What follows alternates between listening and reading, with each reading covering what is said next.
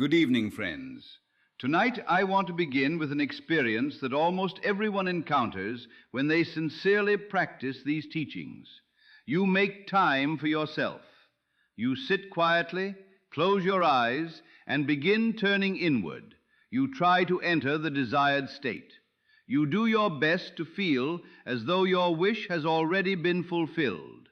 Yet underneath all that effort, another thought quietly appears. It asks a question that many people never fully answer. How can this possibly become my reality? That is not an unreasonable question. Think about it. You are sitting alone with your eyes closed, creating scenes in your imagination. Meanwhile, the life you long for seems to exist somewhere beyond your reach.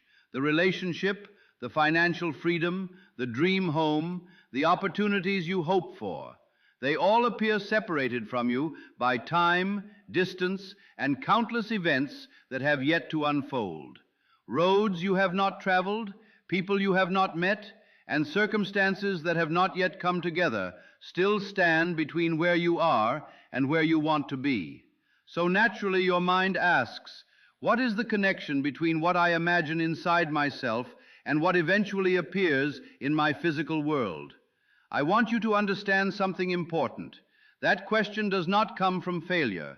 It is not a sign that your faith is weak. It is simply your deeper intelligence searching for an explanation that feels genuine and solid. This evening I want to offer exactly that.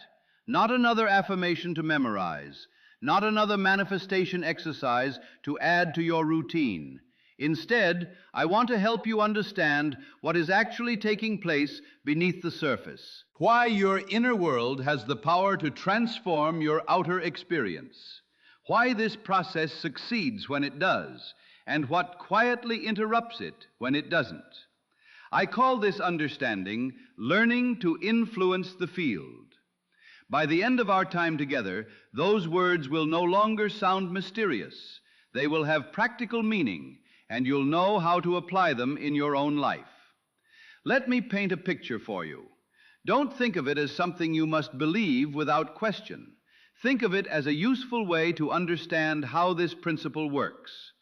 Imagine yourself standing in an endless space filled with darkness. There are no visible walls, no ceiling, and no clear boundaries. Yet within that enormous space exists something extraordinary. Every version of your future is already there. Every possible outcome, every meaningful encounter, every life you could live already exists as potential.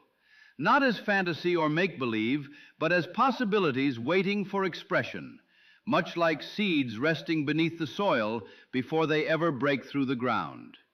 The life of abundance is there. The loving relationship is there. Perfect health, meaningful work, inner peace, freedom, purpose, and fulfillment. They all exist within this unseen space, waiting to emerge.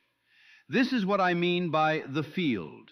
It is the unseen foundation beneath visible reality, the level where possibilities exist before they become physical experiences. Throughout history, different traditions have described this same idea in different ways. Mystics spoke of it as the imaginal realm. Philosophers referred to it as the ground of being. Even modern science has gradually begun exploring the possibility that reality behaves more like one interconnected field than a collection of isolated objects.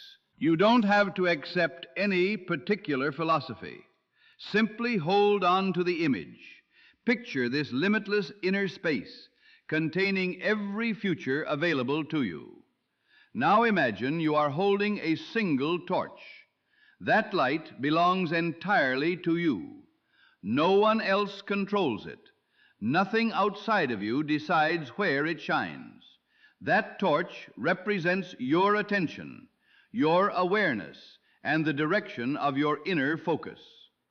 The principle governing this space is remarkably simple. Wherever you direct the light, that possibility becomes illuminated. It becomes vivid, familiar, and alive. It becomes the reality you begin occupying inwardly. Everything else remains hidden in darkness. Those possibilities still exist. They have not disappeared. They remain available, but until your attention rests upon them consistently, they stay beyond your experience because your light is not shining there. Now pause for a moment and ask yourself the one question that has the power to change everything if you answer it honestly. Where has your attention truly been? Most people never realize that they are the ones holding the torch.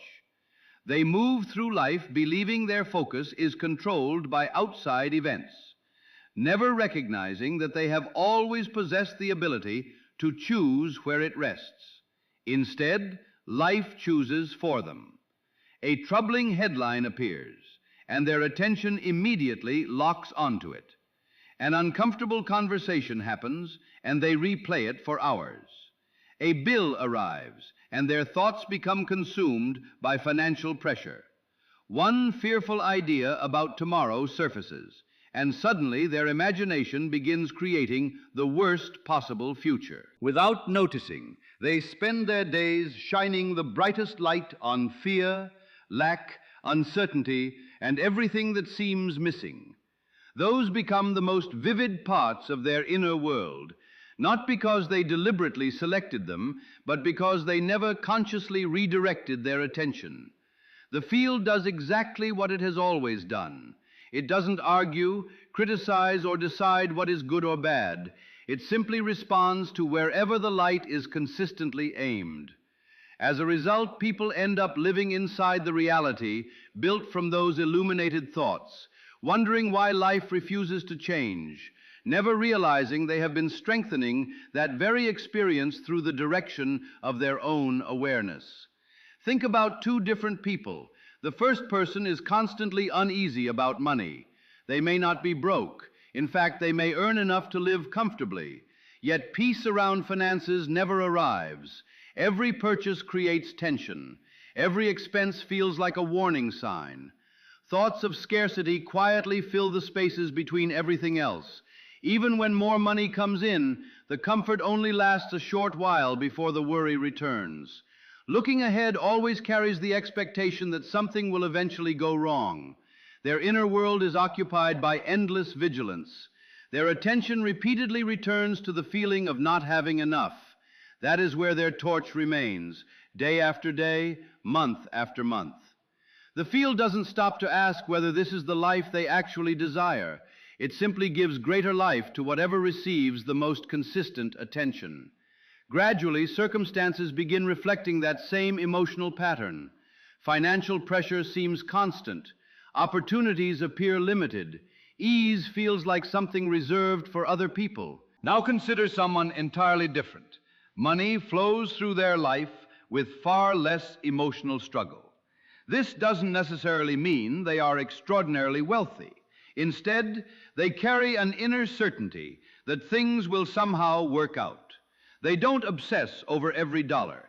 They don't spend their days rehearsing worst-case scenarios.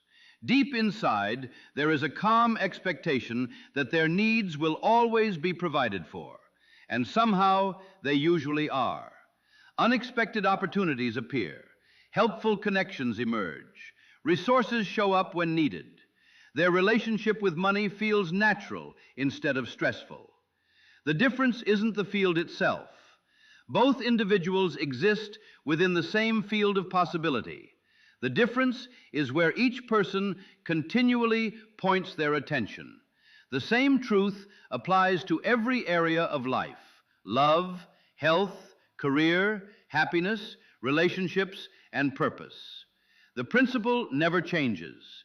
Your attention illuminates a possibility. The field responds to that illumination. Over time, your experience begins organizing itself around the reality you've been consistently inhabiting within. Once this becomes more than an interesting concept, once you actually recognize it operating in your own life, many of the questions you've had about manifestation begin answering themselves. This also explains one of the most common reasons people believe these teachings don't work. Every morning they faithfully practice. They close their eyes, imagine their desired life, feel the wish fulfilled, and intentionally direct their attention toward the future they want. For 20 minutes, they genuinely occupy that new reality. Then the meditation ends. They move into the rest of their day, and without realizing it, their attention quietly slips back into old patterns. They replay familiar worries, revisit old disappointments, and mentally rehearse the same story they have carried for years. For a brief part of the day, they consciously illuminated the life they wanted. For every remaining hour, they gave their attention back to the life they were trying to leave behind. The field simply reflected whichever direction received the greater share of light. The exercise itself never failed. What was missing was the understanding that the practice was never meant to last only during meditation. It was meant to become the ongoing direction of your awareness throughout the entire day. That is the missing piece many people overlook. Those 20 minutes you spend visualizing are not the entire practice. They simply establish the direction. The real work begins after you open your eyes and continues throughout the rest of your day. This doesn't mean forcing yourself to think positively every second or exhausting yourself trying to stay focused. Instead, it means developing a new relationship with your own awareness. It means becoming someone who regularly notices where attention has wandered and calmly guides it back. No frustration, no guilt, no self-criticism. Think of a captain steering a ship across the ocean. They don't fight the waves every moment. They simply make gentle, consistent adjustments to remain on course. That is exactly how this practice works. The transformation doesn't come from collecting more manifestation techniques or extending your meditation sessions. It comes from consciously caring for where your attention spends the greatest portion of your waking life. That is what it truly means to influence the field. Now let's make this practical enough that you can begin applying it today. Several times throughout the day, pause for just a moment. It doesn't need to become another rigid routine. 3 or 4 simple check-ins are enough. Quietly ask yourself, where is my attention right now? What am I giving life to in this moment? Don't ask with judgment. Simply observe. At first, you may discover that your mind has been absorbed in things you would never intentionally choose to strengthen. You may catch yourself replaying an argument, imagining future problems, or dwelling on everything that seems missing. That awareness is already progress. You cannot redirect your attention until you first recognize where it has been resting. When you notice it focused on fear or limitation, don't argue with those thoughts or try to force them away. Fighting them usually gives them even more energy. Instead, gently guide your attention somewhere else. Turn it toward the version of yourself who already lives the life you desire. Place it on gratitude for something already present.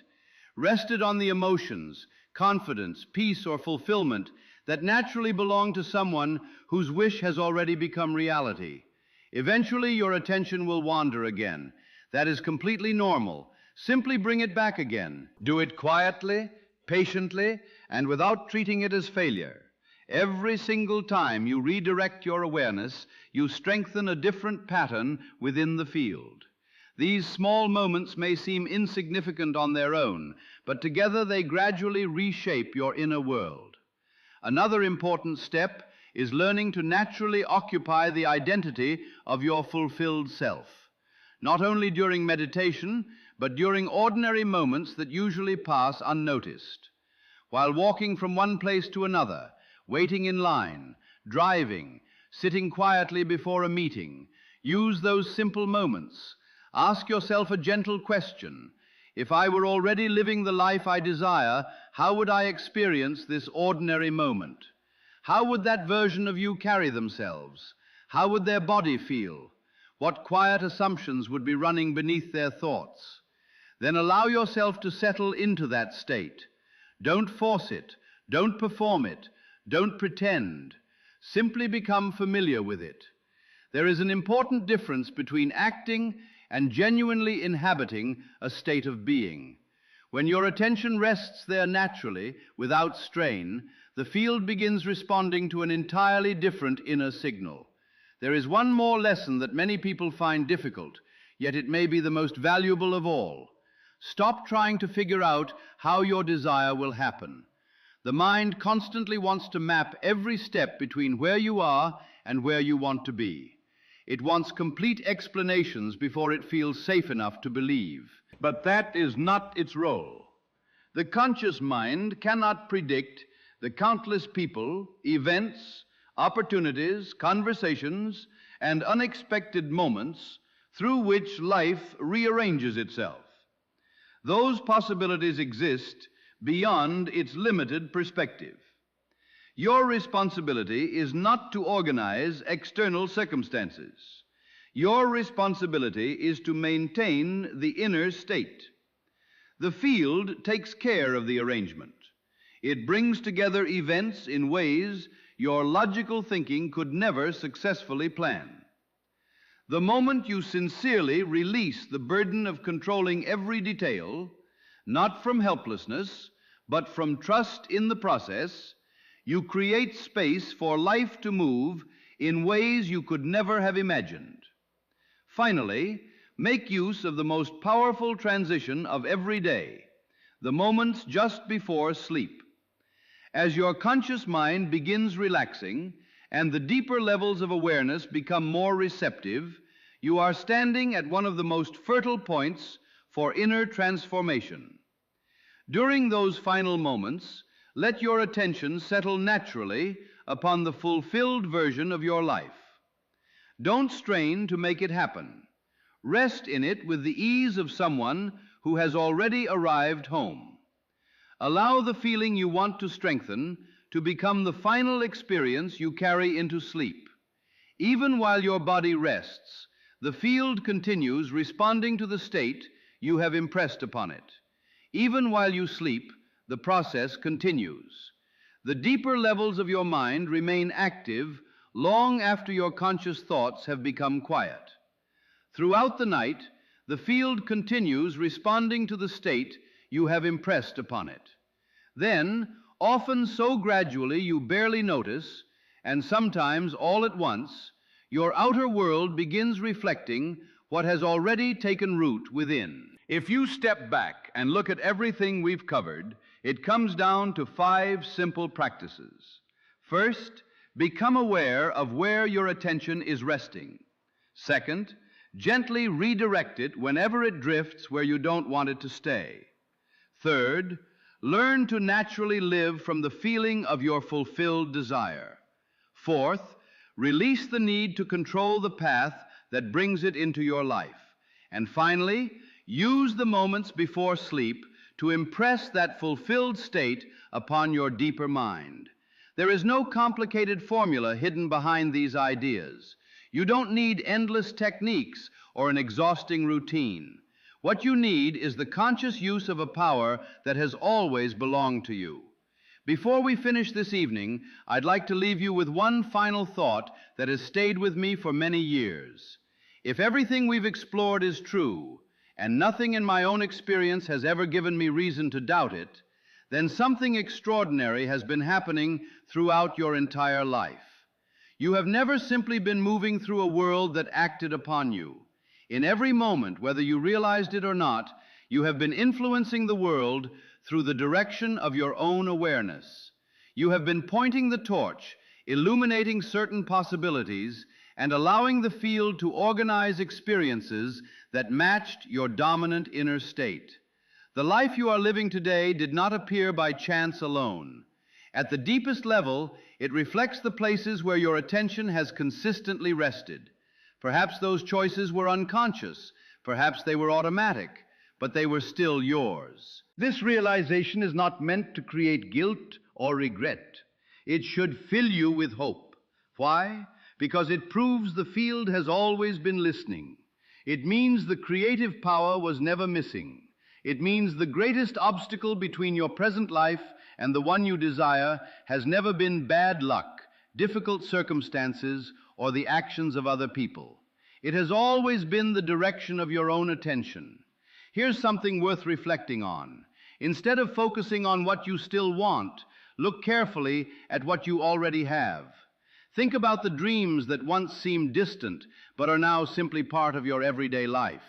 Consider the relationships, opportunities, experiences, and even the ordinary comforts you now take for granted. Every one of those realities was once only a possibility.